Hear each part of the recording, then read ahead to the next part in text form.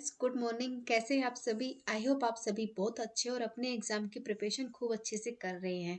Welcome to success note, यानी एक कदम सफलता की ओर। फ्रेंड्स, आज का हमारा टॉपिक रहेगा मानव जनन। यानी आज हम पढ़ेंगे मानव जनन किस प्रकार से होता है। यानी जो मेल के अंदर किसका निर्माण होता है, फीमेल के अंदर किसका निर्माण होता है, इनके पार्ट्स किस किस प्रकार से गए हैं। यानी मानव जनन के बारे में आज हम सब कुछ एकदम डिटेल में पढ़ लेंगे। तो चलिए स्टार्ट करते हैं। सबसे पहले जानिए कि मानव जनन होता क्या है फ्रेंड्स। क्लियर? तो फ्रेंड्स, मनुष्य एक लिंगी प्राणी होता है। यानी ये बात तो सबको पता होती है। जो मनुष्य होता है फ्रेंड्स, वो एक लिंगी प्राणी होता है, जिसके अंदर नर जनन तंत्र तो अलग होता है और मादा अलग होती है। यानी जो नर और जो मतलब मेल और जो फीमेल होते हैं वो अलग अलग होते हैं, अलग अलग जीवों में पाए जाते हैं। अब बात की जाए कि जो नर होता है यानी मेल होता है, उसके अंदर बनेंगे शुक्राणु का निर्माण होता है। यानी क्योंकि नर युग्मक में शुक्राणु का निर्माण होगा। और बात की जाए फीमेल की, तो फीमेल के अंदर जो मादा जनन होगा उसके अंदर युग्मक यानी अंडाणु का निर्माण होगा। यानी बात समझ में आ गई? नर के अंदर तो होंगे शुक्राणु का निर्माण और मादा के अंदर अंडाणु का निर्माण होगा। क्लियर हो गया? अब हम पढ़ेंगे मानव जनन तंत्र। जो मानव जनन तंत्र है वो किस प्रकार से होता है। वे अंग जो मानव जनन में सहायक होते हैं, यानी ऐसे अंग जो मानव जनन में सहायक होते हैं, मानव जनन तंत्र कहलाते हैं। इनको दो प्रकार से बांटा गया है। क्लियर? यानी मानव जनन तंत्र को दो प्रकार से बांटा गया, यानी एक तो मेल हो गया, एक फीमेल हो गया। यानी आप इस प्रकार से भी ले सकते हैं। तो फ्रेंड्स देखिए, ये आपको पिक नजर आ रही है। ये हो गए मेल और ये हो गई फीमेल। यानी ये फीमेल के ऑर्गन्स हो गए और ये मेल के ऑर्गन्स हो गए।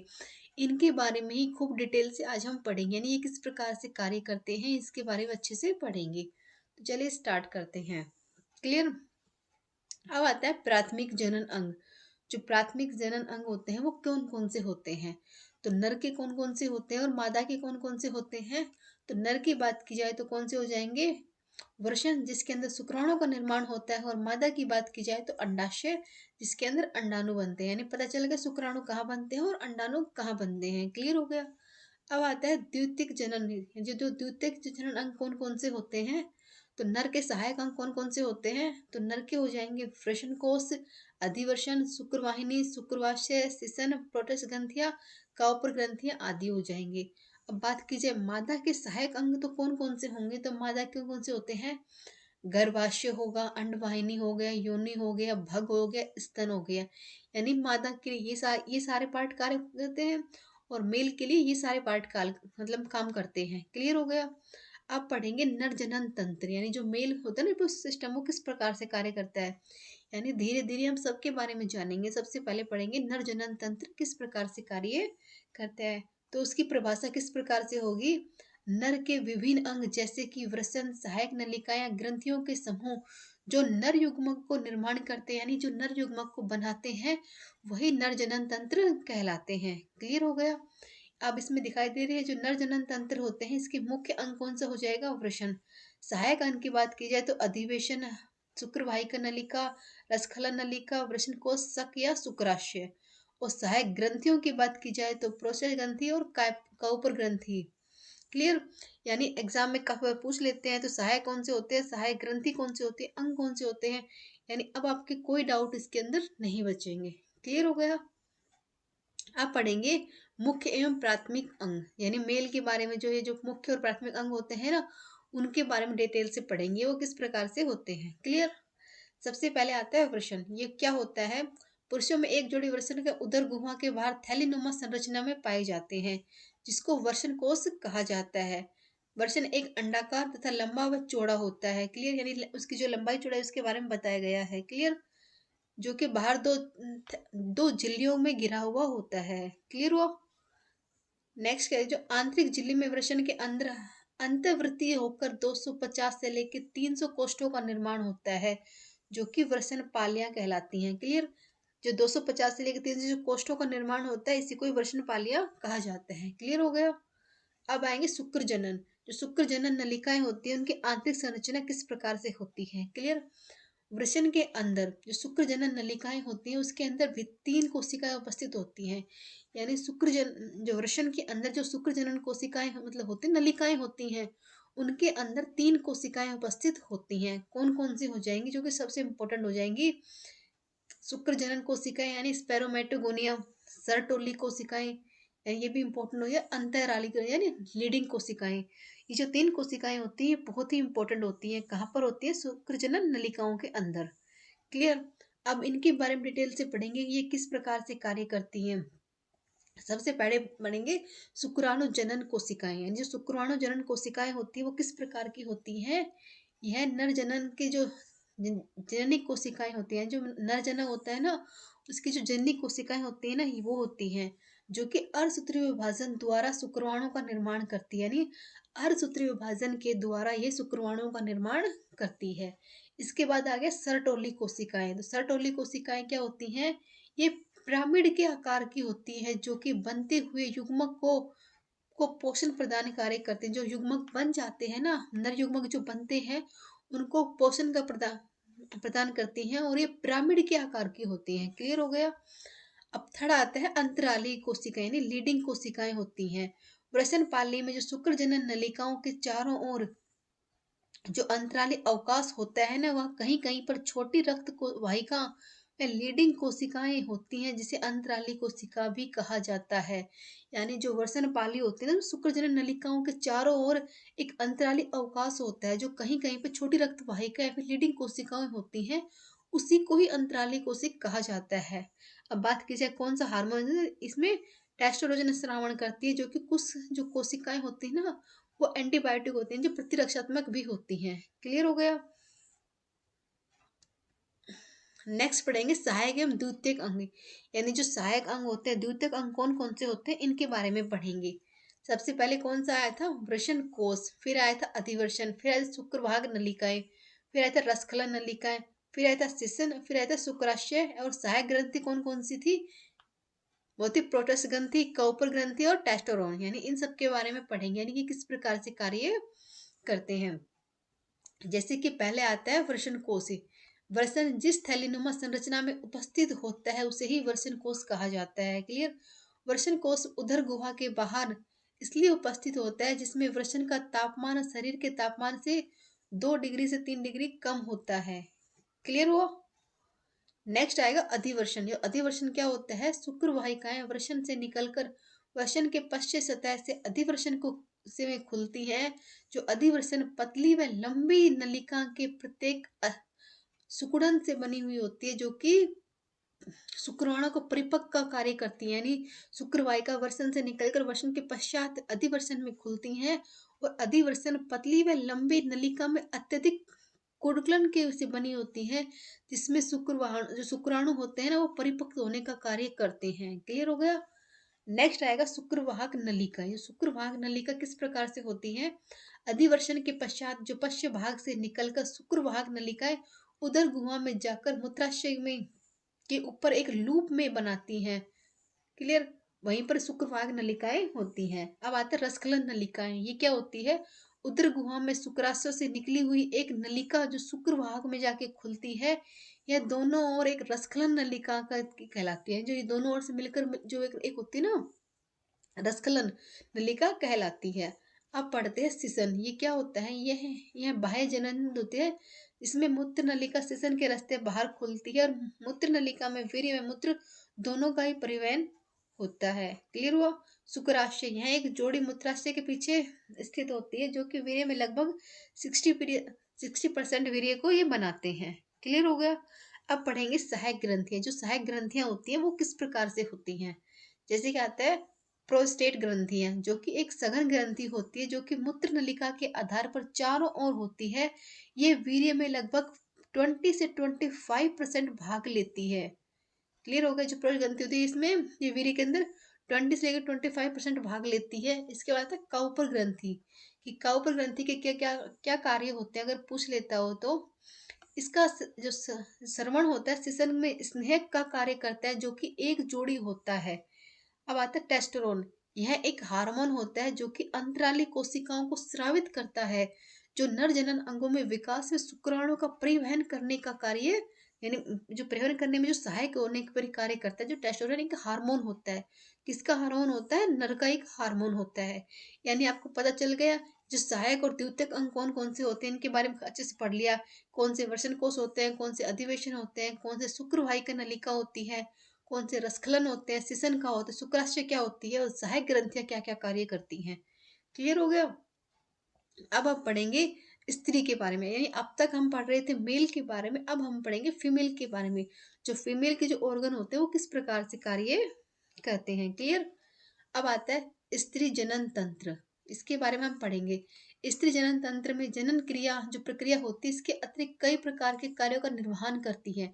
यानी जो स्त्री जनन तंत्र होता है इसके मतलब वो काफी कार्यों का निर्वहन करती है, जैसे कि निषेचन हो गया, भ्रूण का विकास हो गया, गर्भ धारण हो गया, दुग्धन, यानी एक फीमेल के बहुत ज्यादा कार्य होंगे। क्लियर हो गया। जो कि उसमें प्राथमिक या मुख्य अंग की बात की जाए तो अंडाशय, तो प्राथमिक और मुख्य अंग कौन सा हो जाएगा, ओवरी यानी अंडाशय।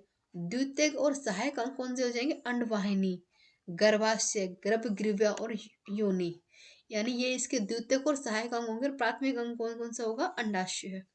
क्लियर हो। नेक्स्ट हम पढ़ेंगे प्राथमिक और मुख्य अंग के बारे में, यानी अंडाशय क्या होता है और सहायक अंग यानी अंडवाहिनी क्या क्या होती है, इसके बारे में फुल डिटेल से बताएंगे। अब आते हैं, यह एक मादा का प्राथमिक अंग होता है अंडाशय, जो कि मादा युग्मक यानी अंड का निर्माण करने में स्पिडिराइड हार्मोन का उत्पादन करता है। जो स्पिडिराइड हार्मोन होता है उसका उत्पादन करता है, जो कि मादा जो है अंड का निर्माण के लिए कार्य करता है। क्लियर हुआ। नेक्स्ट क्या है, उदर के नीचे दोनों ओर एक एक अंडाशय यानी एक जोड़ी होते हैं। प्रत्येक अंडाशय में 2 से 4 सेंटीमीटर लंबी व 1.5 मीटर चौड़ी लगभग 1 सेंटीमीटर मोटी बादाम आकार की संरचना होती है। यह श्रोणि भित्ति में लिंगोमेंट द्वारा उदरी गुहा में लपटे होते हैं। नेक्स्ट रहता है, प्रत्येक अंडाशय के बाहर एक पतली व जनन एपिथीलियम स्रावित होती है, जो कि अंदर अंडाशय की पिट्ठी यानी स्ट्रोमा में होती है। इसके दो भाग होते हैं, कौन कौन से, परिधीय और केंद्रीय, यानी परिधीय जो और केंद्रीय इसके दो पार्ट होते हैं। जैसे कि अंडाशय के जो मेडुला भाग होते हैं उनके अंडाकार गोल संरचनाओं में बिखरे हुए होते हैं, जो कि प्राथमिक पुट्टिकाएं या फिर अंडाशय पुट्टिकाएं होती हैं। अब प्राथमिक पुट्टिकाएं परिपक्व होकर ग्राफिन फोलिकल बनाती हैं, यानी कई बार पूछते हैं जो ग्राफिन फोलिकल कौन बनाते हैं, तो वो कौन से बनाते हैं, जो प्राथमिक पुट्टिकाएं होती है वो परिपक्व होने के बाद ग्राफिकल फोलिकल बनाती हैं। अब हम पढ़ेंगे सहायक अंग, कि सहायक अंग किस प्रकार से सहायता प्रदान करते हैं। सबसे पहले आगे अंडवाहिनी, यानी अंडवाहिनी किस प्रकार से सहायता करती है, तो यह एक जोड़ी पेशीय व नालिकार होती है, यानी जो एक जोड़ी होती है पेशी होती है और नलिकाकार होती है, जो कि अंडाशय से गर्भाशय तक इसकी गुहा में पक्षभावी एपिथीलियम को स्रावित करती है। जो कि अंडवाहिनी 3 के भाग हो, जो अंडवाहिनी होती है इसके 3 पार्ट होते हैं, किपक, तुम्बिका और संकीर्ण पथ, यानी जो अंडवाहिनी होती है इनको 3 पार्ट्स के अंदर डिवाइड किया गया है, किपक, तुम्बिका, संकीर्ण पथ। क्लियर हो गया। नेक्स्ट है गर्भाशय, कि गर्भाशय किस प्रकार से सहायता प्रदान करता है। मादा में केवल एक ही गर्भाशय पाया जाता है, यानी ये बात तो सबको पता होती है कि मादा के अंदर एक ही गर्भाशय पाया जाता है, जिसे बच्चेदानी कहते हैं, यानी बच्चेदानी गर्भाशय को ही बच्चेदानी कहा जाता है। यह 8 सेंटीमीटर लंबी खोखली पेशी होती है जिसमें रक्त की प्रचुर मात्रा में पूर्ति होती है, जो कि श्रोणि भित्ति में लिंगामेंट द्वारा जुड़ी होती है, यानी जो श्रोणा भित्ति होती है ना जिसमें लिंगामेंट के द्वारा ये जुड़ी हुई होती है। इसका जो ऊपरी भाग होता है वो फ्लोपियन नलिका में खुलता है, जो इसका ऊपरी भाग होता है वो फ्लोपियन ट्यूब के अंदर जाके खुलता है, और निचला जो भाग होता है वो गर्भाशय यानी जो सर्वेक्स के ऊपर कहलाता है, यानी जो निचला भाग होता है संकीर्ण भाग उसको सर्वेक्स कहा जाता है, यानी ग्रीवा, गर्भाशय ग्रीवा कहा जाता है। नेक्स्ट आएगा, गर्भाशय भित्ति के 3 स्तर होते हैं, जो गर्भाशय भित्ति होते हैं उसके 3 होती हैं, पतला झिल्ली में जो कि परिगर्भाशय हो गया, मध्य मोटा जो कि गर्भाशय पेशी स्तर हो जाएगा, नेक्स्ट आएगा आंतरिक ग्रथिल स्तर जो कि अंत स्तर होगा। क्लियर हो गया। अब समझ में आ गया।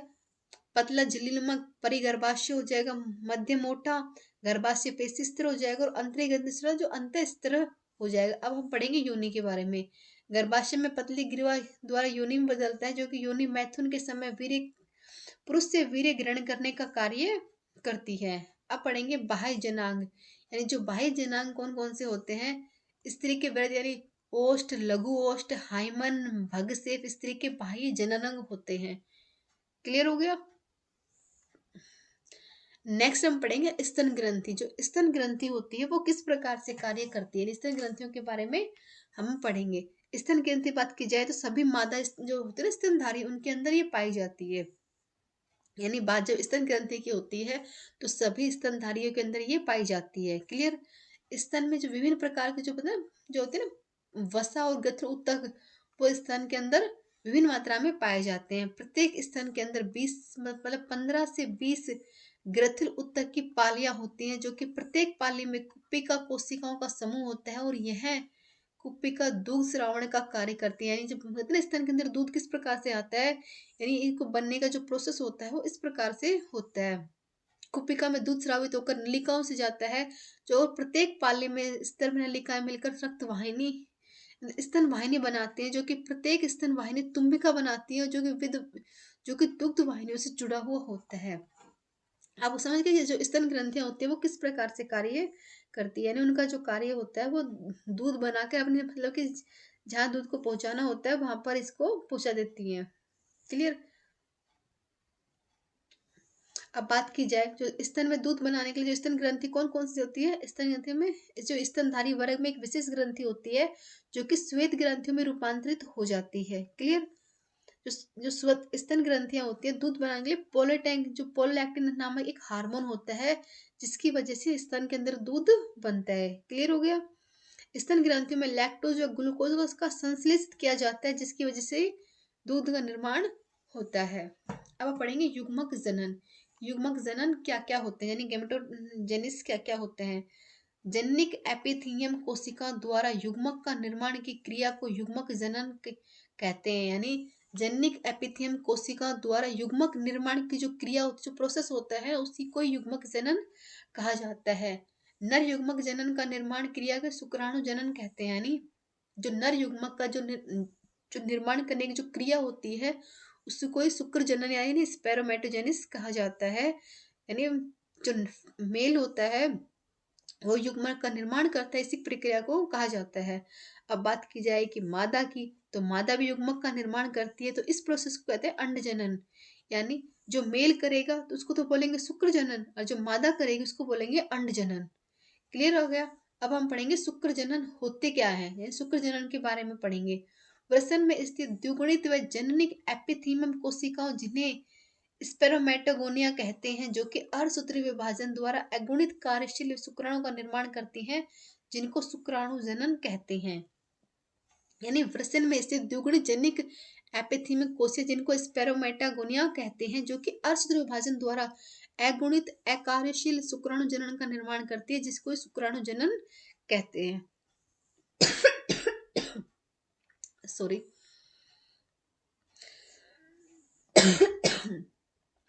यह प्रक्रिया जो शुक्राणु का नलिकाओं का निर्माण करती है, यानी जो ये प्रोसेस होता है यही शुक्राणु जनन नलिकाओं का निर्माण इन प्रोसेस को कंप्लीट करता है। इस प्रकार के दो भागों में बांटा गया, यानी जो शुक्र जनन होता है इसको दो प्रकार से बांटा गया है। शुक्राणु प्रसु यानी स्पेडमेटिया निर्माण, यह स्पेडमेटिया शुक्राणु का रूपांतरित शुक्राणु जनन में स्पेरोमेटोजेनिस का निर्माण। यानी इसको दो प्रकार से बांटा गया है, दोनों तरह से होगा तो शुक्राणु का निर्माण होगा, लेकिन इनके दो तरीकों में डिवाइड किया गया है। यानी शुक्राणु प्रसूत स्पेरोमेटिक का निर्माण, स्पेरोमेटो शुक्राणु में रूपांतरित या फिर शुक्राणु जनन में स्पेरोमेटोजेनिस का निर्माण। मतलब बात वही शुक्र जनन की है, लेकिन उनको निर्माण करने जो प्रोसेस होता है वो उनको दो भागों में डिवाइड कर दिया है।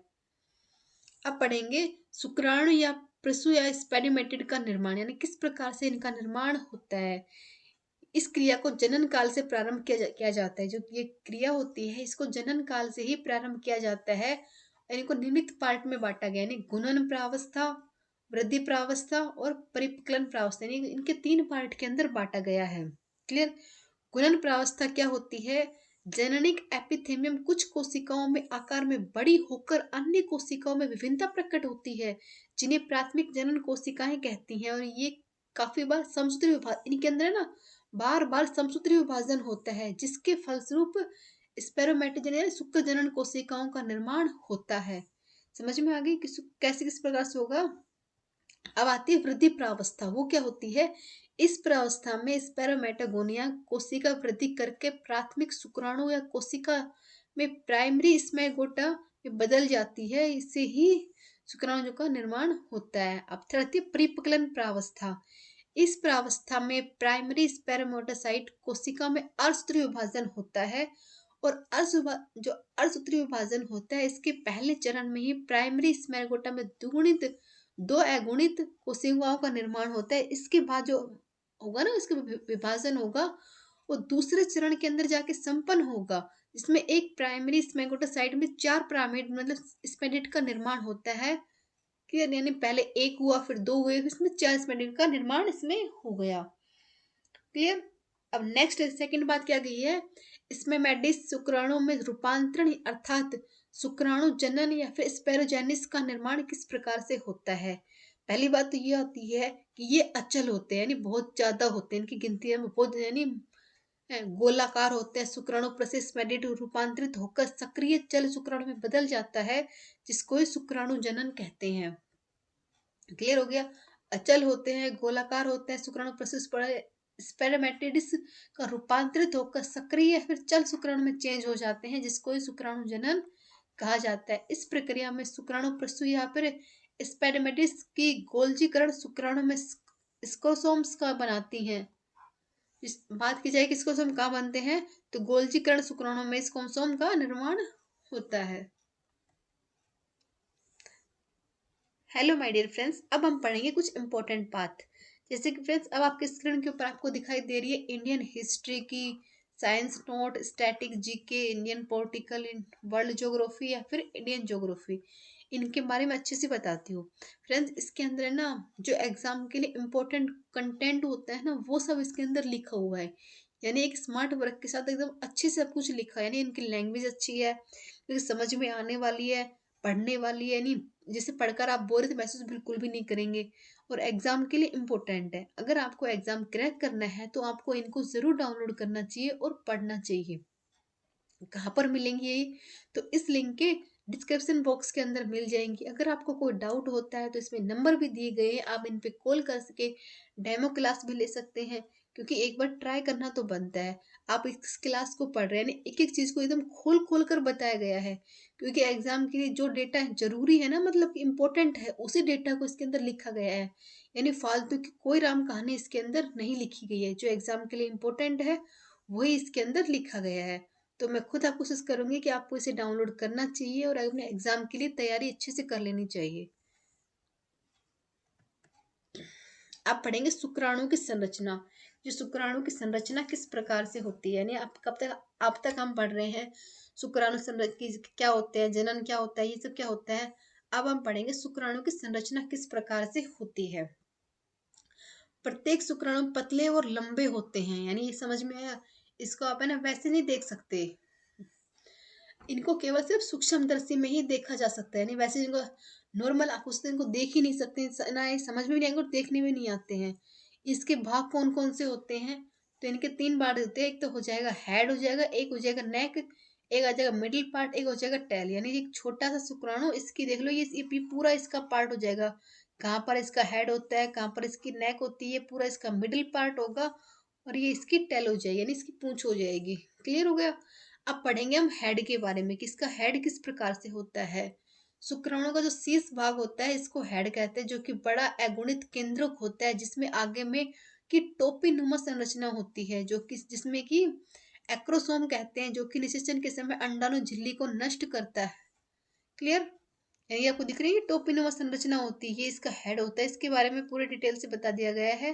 यानी इसमें जो कि जो टोपिनुमा संरचना होती है, इसमें एक्रोसोम कहते हैं, जो कि निषेचन के समय अंडाणु झिल्ली को नष्ट कर देता है।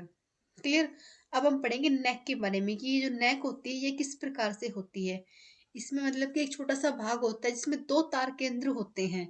एक तो हो जाएगा अग्रस्थ तार केंद्र, एक हो जाएगा इतस्थ तार केंद्र, यानी एक आगे का हो जाएगा, एक पीछे का हो जाएगा। क्लियर। अब आता है इस मिडिल पार्ट, ये जो पार्ट आपको दिख रहा है ना, ये पूरा ये मिडिल पार्ट में आ जाएगा। मिडिल पार्ट में क्या आएगा, इस भाग को शुक्राणु के शक्ति ग्रह कहा जाता है। जो शुक्राणु होते हैं इसका शक्ति ग्रह किसे कहा जाता है, मिडिल पार्ट को ही कहा जाता है, जो कि सूक्ष्म नलिकाएं होती हैं। इसमें माइटोकॉन्ड्रिया पाए जाते हैं, जो कि शुक्राणुओं को गति प्रदान करने के लिए ऊर्जा प्रदान करते हैं। अब बात की जाए टैल यानी इसकी जो पूंछ की बात की जाए तो शुक्राणु जनन की अंतिम भाग होता है जो कि जीवदत्र झिल्ली से बना हुआ होता है, यानी जो जीवदत्र झिल्ली होती है उससे ये बना हुआ होता है। यानी अब आपको पता चल गया कि शुक्राणु की संरचना किस प्रकार से होती है। नेक्स्ट पढ़ेंगे, यानी अब हमने शुक्राणुओं के बारे में पढ़ा है तो अंड जनन के बारे में पढ़ेंगे, यानी उनकी संरचना किस प्रकार से होती है। क्लियर हुआ। सबसे पहले बात करते हैं अंड जनन में स्थित द्विगुणित व अंड मात्र कोशिकाएं जो उगोनिया से अर्ध विभाजन द्वारा अगुणित परिपक्व मादा युग्मक का निर्माण कर अंड जनन बनाती है। यानी जो अंडाशय में स्थित द्विगुणित अंड मात्र कोशिकाएं होती हैं उगोनियों से अर्ध विभाजन द्वारा अगुणित परिपक्व मादा युग्मक का निर्माण कर अंड जनन का निर्माण करती है, जो कि एक स्त्री अंडाशय में ही अंड जनन की प्रक्रिया को प्रारंभ किया जाता है जब वह अपने माँ के गर्भ में होती है।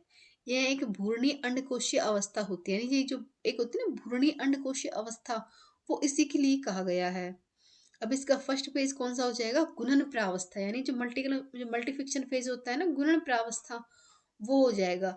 इस अवस्था में अंड जो अंडाशय होता है इसमें जेनेटिक एपिथीमियम की कुछ कोशिकाओं का आकार व आकृति बड़ी होती है जिसमें बार बार समसूत्री विभाजन होता है, जिसमें उगोनिया यानी अंड जननी कहते हैं, जिसमें शिशु के जन्म के समय जो पुट्टिकाओं में 20 से 20 लाख होती हैं, इसमें लगभग 400 से 450 प्राथमिक oocyte विकसित होते हैं। क्लियर। यानी जो भ्रूण होता है इसको जो जन्म के समय जो क्या क्या उसमें जो पुट्टिकाओं में होती है ना 20 से 20 लाख होती हैं, इसमें लगभग 400 से 450 प्राथमिक oocyte होते हैं, उसके बारे में बता रहे हैं कि किस प्रकार से उसके ऑर्गन्स कार्य करते हैं। अब पढ़ेंगे वृद्धि प्रावस्था, यानी वृद्धि प्रावस्था क्या होती है और परिपक्वन प्रावस्था क्या होती है। तो बाद में वृद्धि प्रावस्था क्या होती है, ग्रोथ फेज होता है, इस प्रावस्था में लंबी होती है। जो ये वृद्धि प्रावस्था, ये प्रावस्था थोड़ी लंबी होती है जो कि भ्रूण अवस्था से प्रारंभ होकर परिपक्वन प्रावस्था में नहीं आती तो तब तक बनी रहती है। यानी एक भ्रूण से लेकर जो 9 महीने का जो टाइम सर्कल होता है ना, जब परिपक्वन अवस्था तक नहीं, मतलब जो होता है ना कि अब क्लियर मतलब डिलीवरी होने वाली है, सबसे लंबी अवस्था इसी को बोला गया वृद्धि अवस्था है। इसमें भ्रूण का ग्रोथ होती है। क्लियर हो। इस प्रावस्था में उगोनिया कोशिकाओं में एक पोषक तत्व में ग्रहण करके बड़ी आकार की हो जाती है, जिसका केंद्रक का आकार भी बड़ा होता है। इसका जो केंद्रक होता है ना वो आकार में भी बड़ा हो जाता है। अब आता है परिपक्वन प्रावस्था। जो परिपक्वन प्रावस्था होती है वो किसे होती है, वृद्धि प्रावस्था के बाद जो बनी हुई कोशिका होती है उसको प्राथमिक oocyte कहते हैं, जिसमें अर्धसूत्री विभाजन के फलस्वरूप एक छोटी और एक बड़ी कोशिकाएं बनती हैं। छोटी कोशिका की बात की जाए तो ध्रुवीय केंद्रक में बड़ी कोशिकाओं की द्वितीयक oocyte में होती है, जो कि पुनः कोशिकाओं में अर्धसूत्री विभाजन करके जो इसके फलस्वरूप बड़ी कोशिकाओं में अंड का निर्माण करती है, जो कि 3 ध्रुवीय केंद्रक में बने होते हैं जो कि प्राय नष्ट हो जाते हैं। इसमें अंडोत्सर्ग का समय बनता है जबकि और निषेचन का समय भी आ जाता है। यानी अर्धसूत्री के अंदर अंडोत्सर्ग का भी समय होता है और जबकि अर्धसूत्री में ही निषेचन के समय भी हो जाता है। यानी दोनों टाइप से ये होता है, कंप्लीट प्रोसेस होता है। अब पढ़ेंगे अंडाणु की संरचना। इस तरह से हमने शुक्राणु की संरचना पढ़ी थी वो किस प्रकार से होते हैं, तो उसी प्रकार से पढ़ेंगे जो जो अंडाणु होते हैं उनकी संरचना किस प्रकार से होती है। तो पहली बात इसमें क्या बताई गई है, अंडाणु के मध्य एक केंद्रक पाया जाता है, जो एन दिखाया गया ना, जो ये एन प्रकार का एक केंद्रक पाया जाता है अंडाणु के जो पास ही पाया जाता है। अंडाणु के चारों ओर एक परत पाई जाती है जिसको जोना या प्लूसिडा भी कहते हैं। यानी जो अंडाणु के चारों तरफ एक परत पाई जाती है जिसको जोना या फिर प्लूसिडा कहा जाता है। बात आगे की जाए तो बाहर की ओर एक परत होती है जिसको कोरोना रैपिडेटा कहा जाता है। यानी जो बाहर के अंदर की ओर होती है उसको तो पेलुसिडा कहा जाता है, लेकिन जो बाहर की ओर होती है परत उसको कोरोना एपिडेटा कहा जाता है। अब पढ़ेंगे आवर्त चक्र, यानी आवर्त चक्र क्या होता है, रजोधर्म क्या होता है, यानी जो मेंस्ट्रुअल सर्कल होता है वो किस प्रकार से होता है, यानी जो पीरियड सर्कल होता है वो किस प्रकार से होता है, इसके बारे में पढ़ेंगे। मादा में रजोधर्म जो यौनावस्था से प्रारंभ होने वाला है, यानी जो 12 से 13 वर्ष के स्टार्टिंग में ही इसको स्टार्ट ये हो जाता है। यानी जो रजोधर्म होता है वो 12 से 13 वर्ष की एज में स्टार्ट हो जाता है और ये खत्म कब होता है, तो 45 से 50 की एज आने पर ये ऑटोमेटिकली अपने आप ही समाप्त हो जाता है। यानी अपने आप ही स्टार्ट होता है और अपने आप ही समाप्त हो जाता है। यानी इसकी एज आने पर ये खुद ही स्वतः ही हो जाता है। क्लियर। निषेचन न होने की दशा में गर्भाशय की दीवार पे अंडाशय चक्रीय परिकलन होता है, जो कि चक्र को हम मासिक चक्र कहते हैं। यानी निषेचन न होने की दशा में गर्भाशय की दीवार में एक अंडाशय चक्रीय परिवर्तन होता है, जिसको ही मासिक चक्र कहा जाता है। तो ये कितने दिन का होता है? ये लगभग 28 दिन का चक्र होता है, जिसमें कि रुधिर स्राव करके बाहर आना शुरू हो जाता है और अनिश्चित नष्ट होकर योनि मार्ग से बाहर आ जाता है, जिसे मासिक धर्म कहा जाता है। यानी रुधिर स्त्री में ये लगभग 4 से 5 दिनों तक का जो पीरियड टाइम होता है वो 4 से 5 दिन का रहता है, सब किसी के अंदर भी। अब आता है किसी भी जो बालिका होती है उसमें जीवन काल में जब फर्स्ट टाइम वो रजो धर्म को होने की जो घटना देखती है, इसको बोलते हैं रजो दर्शन। यानी जो फर्स्ट टाइम आता है उसको बोलते हैं रजो दर्शन। यानी मादा के अंदर स्थायी रूप से जब मासिक चक्कर आता है, यानी जो रुक जाता है ना, उसकी एज कितनी हो, 45 एज होने के बाद वो रुक जाता है ऑटोमेटिकली, उसको बोलते हैं रजो नियुक्ति। यानी जब फर्स्ट टाइम देखते हैं उसे बोलते हैं रजो दर्शन, और जब रुकने का टाइम आता है उसे बोलते हैं रजो नियुक्ति। अब इसके अंदर कौन कौन से हार्मोन पाए जाते हैं फीमेल के अंदर? FSH और LH हार्मोन, यानी जो दिख रहे हैं ना आपको ये हार्मोन, ये 2 हार्मोन इनके अंदर पाए जाते हैं। क्लियर हो गया। यानी ये हमारा मतलब कि जो मेंस्ट्रुअल चक्कर होता है ना, मतलब 28 दिन का होता है।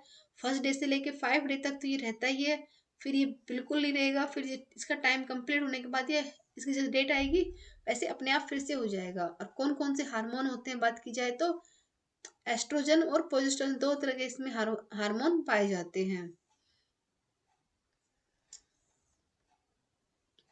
नेक्स्ट पढ़ेंगे निषेचन यानी फर्टिलाइजेशन क्या होता है। यानी फर्टिलाइजेशन के बारे में पढ़ेंगे, ये किस प्रकार से होता है। यानी नर युग्मक होता है जिसमें शुक्राणु और मादा युग्मक में अंडाणु के साथ संलयन जो होते हैं, इसमें 2N हो जाते हैं। यानी समझ में आई, एक तो नर का एन हो जाएगा, एक फीमेल का एन, मिलकर 2N बना देते हैं। इस क्रिया जो जो 2N बनने की जो प्रोसेस होता है ना, इसी को ही बोलते हैं निषेचन या फिर फर्टिलाइजेशन। यानी मेल और फीमेल का मिलना ही निषेचन कहलाता है। क्लियर हो गया। निषेचन के लिए नर मैथुन क्रिया करके स्पर्म मादा के जनन पथ से में स्खलित करता है, जो कि मनुष्य के आंतरिक में निषेचन होता है। निषेचन की क्रिया में फैलोपियन नलिका में होती है, जो कि शुक्राणु गति करके अंडाणु तक पहुंच जाते हैं, जो कि अंडाणु कोशिका द्रव में उपस्थित अगुणित केंद्रक के साथ शुक्राणु में उपस्थित अगुणित केंद्रक से मिलता है, जिसके फलस्वरूप 2N होते हैं ना अगुणित में फर्मेशन, यानी जो अगुणित जो होते हैं ना, यानी 2N होते हैं जो युग्मज होते हैं, वो यहाँ पे जाके फर्टिलाइज हो जाते हैं। क्लियर हो गया।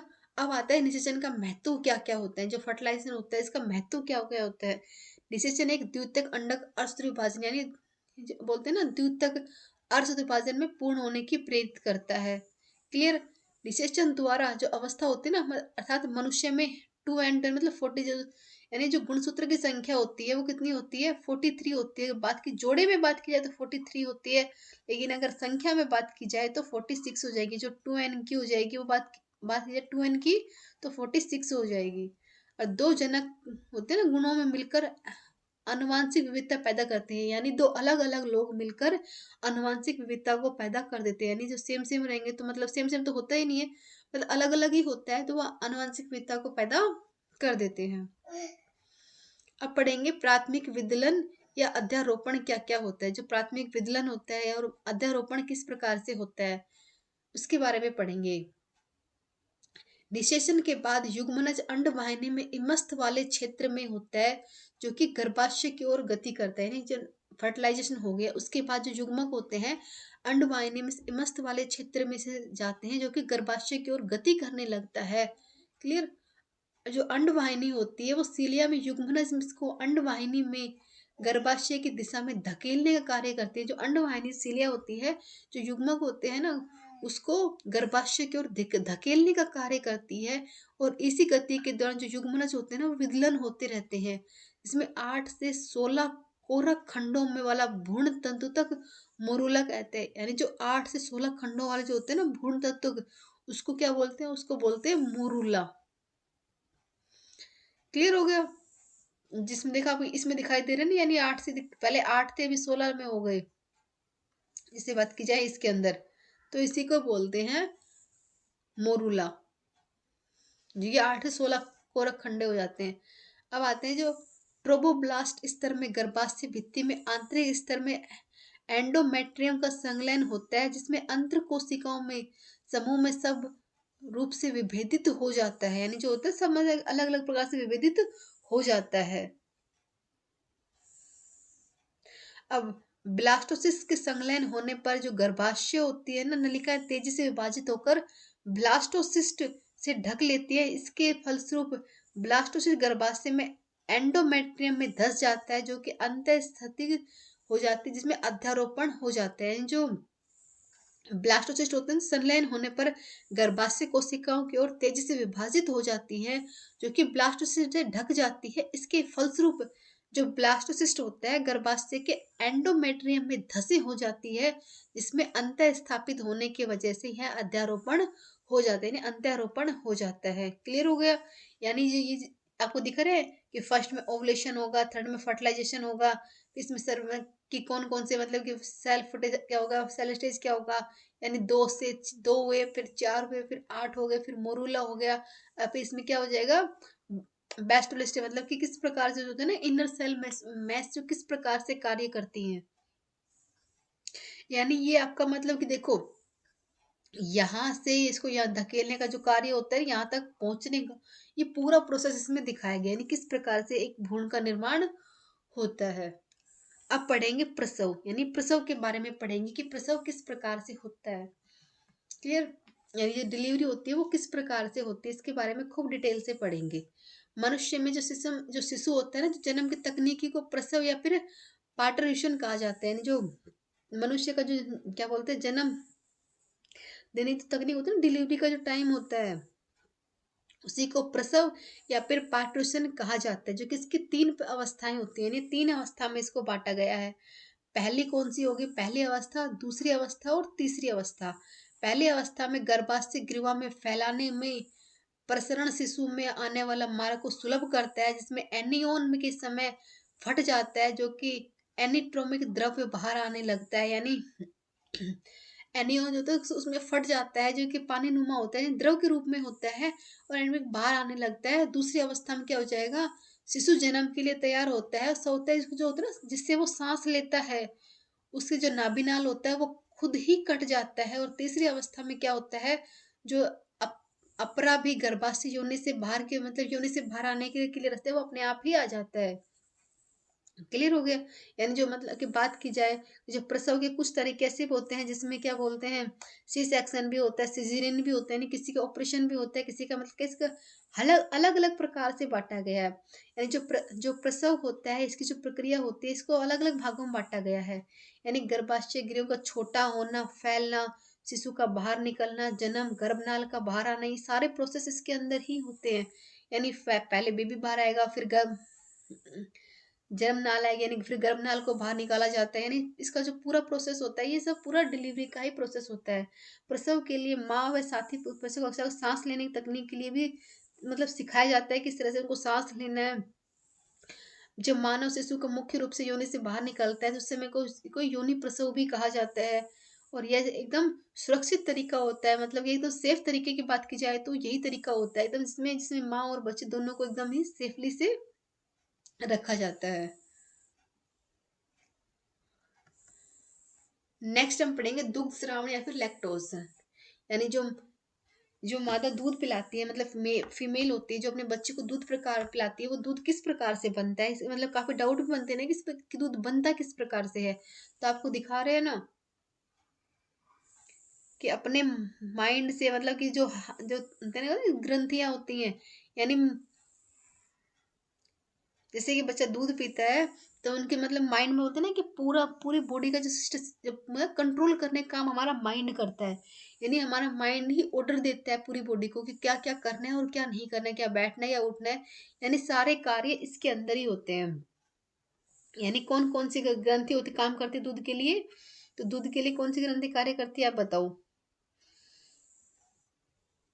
तो वो हो जाएगी पोलेलैक्टिन है, जो कि दूध के लिए सबसे इम्पोर्टेंट ग्रंथि के तौर पर, यानी मिल्क प्रोड्यूस करने का जो कार्य होता है वो यहीं से ही होता है, यानी यहाँ से ही जो ग्रंथियां होती है वो कार्य करने लग जाती हैं और बेबी का के लिए दूध की की पूर्ति होती है। यानी फर्स्ट यानी पहले पहले इसको पिलाना होता है, सेकंड यानी यहीं पर ही हाइपोथैलेमस होता है, यहाँ पे होता है, यहाँ पर ही पोलक एक्टिन होता है, या फिर यहाँ पे ऑक्सीडिन होते हैं। यानी तीनों चारों हार्मोन होते हैं वो यहीं पर ही होते हैं, जो कि मिल्क प्रोड्यूस करने के लिए बहुत ज्यादा कार्य करते हैं। इसके बारे में डिटेल से बात की जाए तो सगर्भता के समय स्त्री में जो स्तन ग्रंथियों में अनेक तरह के बदलाव आते हैं। लेकिन जब से स्त्री मतलब प्रेग्नेंट होती है तब से लेकर जब उसकी डिलीवरी तक का जो टाइम होता है उसमें काफी चेंजमेंट होते हैं। और इसी बीच में जो स्तन ग्रंथियां होती है विभिन्न प्रकार के गर्भ मतलब कि एकदम से तैयार हो जाते हैं दूध श्रावण के लिए, प्रारंभ करने के लिए। क्लियर होगा। अब बात है शिशु के जन्म के बाद स्तन ग्रंथियों में द्वारा दूध उत्पादन का होता है, इसको ही दूध श्रावण कहा जाता है। यानी शिशु के जन्म के बाद जो स्तन ग्रंथियां होती है उसमें दूध उत्पादन का होता है, जिससे कोई दूध श्रावण कहा जाता है। नेक्स्ट आ जाएगा मानवीय दूध में शिशु में पोषण के लिए पोषक पदार्थों का आदर्श संतुलन होता है, जो कि दूध श्रावण के आरंभिक कुछ दिनों से निकलने वाला दूध प्रथम स्तनय या फिर खीस कहते हैं। आप सभी ने सुना होगा ना कि माँ का फर्स्ट दूध जो कि पीला और गाढ़ा होता है वो बच्चे को पिलाया जाता है। किस लिए? जब उसमें काफी एंटीबायोटिक होती है, मतलब कि एकदम सेफ होता है बच्चों के लिए। और 6 महीने तक तो स्पेशली बच्चों को माँ का दूध ही पिलाया जाता है, कुछ और चीज नहीं पिलाई जाती है। क्यों नहीं पिलाई जाती है? क्योंकि बच्चे के लिए बिल्कुल भी सेफ नहीं, मतलब फर्स्ट 6 मंथ के लिए बच्चे के लिए माँ का दूध ही इम्पोर्टेंट होता है। यानी दुग्ध स्रावण के लिए लैक्टेशन स्तन ग्रंथियों में दूध निकलने से उसे बच्चे के पिलाने की प्रक्रिया को ही म, सभी मादा मतलब जो सभी होते हैं ना स्तनधारी होते हैं सबके अंदर ये पाई जाती है। यानी सभी के अंदर ही ये पाई जाती है। अब बात कीजिए गर्भावस्था में जो ऐसे काफी चेंजमेंट भी होते हैं जिसकी वजह से गर्भावस्था में दूध श्रावण स्टार्ट होता है। यानी ये जो प्रोसेस होता है वो एकदम से स्टार्ट नहीं होता है। इसको मतलब होने में बात की जाए तो 7वें 8वें जो 9वां महीना होता है उसके अंदर ही दूध बनना स्टार्ट हो जाता है। लेकिन जब दूध पिलाने का जब जब बच्चा होता है उसके बाद ही दूध पिलाए जाते हैं। इनमें इसके बनने का जो प्रोसेस होता है वो तीसरी तिमाही से स्टार्ट हो जाता है। और इससे निकलने वाला पहला दूध यानी इसको क्या बोलते हैं, कोलोस्ट्रम कहा जाता है। यह पीले या फिर सफेद रंग का या फिर साफ रंग का भी होता है, जो कि अन्य पदार्थों की तुलना में बहुत ही गाढ़ा होता है और बच्चों के लिए बहुत ही सेफ होता है। जो लग से मतलब कि लगभग जन्म के 10 से 15 दिन तक दूध परिपक्व हो जाता है। और मतलब कि जितना दूध पिलाएंगे उतना ही दूध बनता है। यानी ये नहीं होता कि खत्म हो जाएगा।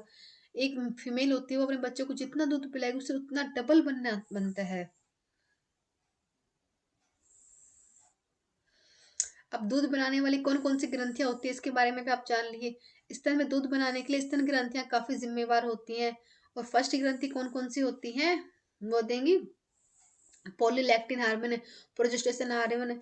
यानी इनसे दूध बनने के जो में कार्य करती हैं। यानी इसमें कोई हस्तक्षेप नहीं किया जाता है। क्लियर। स्तन ग्रंथि एपोक्राइन ग्रंथियां एक प्रकार होता है जिसमें स्तन ग्रंथियों में लैक्टोज और ग्लूकोज में संश्लेषित किया जाता है, जिसकी वजह से दूध बनने में मतलब कि आसानी होती है। आई होप कि आप सबको अच्छे से समझ में आ गया होगा ये टॉपिक। यानी जो जो मानव जनन तंत्र होता है कौन कौन से पार्ट क्या क्या कार्य करते हैं, यानी किस प्रकार से किस किस पार्ट से क्या क्या कार्य होता है उसके बारे में अच्छे से बता दिया कि आपके सारे डाउट क्लियर हो गए हैं। अगर आपने ई बुक परचेज करने के बारे में सोचा है तो नंबर आपको स्क्रीन के ऊपर नजर आ रहे हैं, इनके ऊपर बात करके आप ई बुक को परचेज करने के बारे में ज़रूर सोचिए।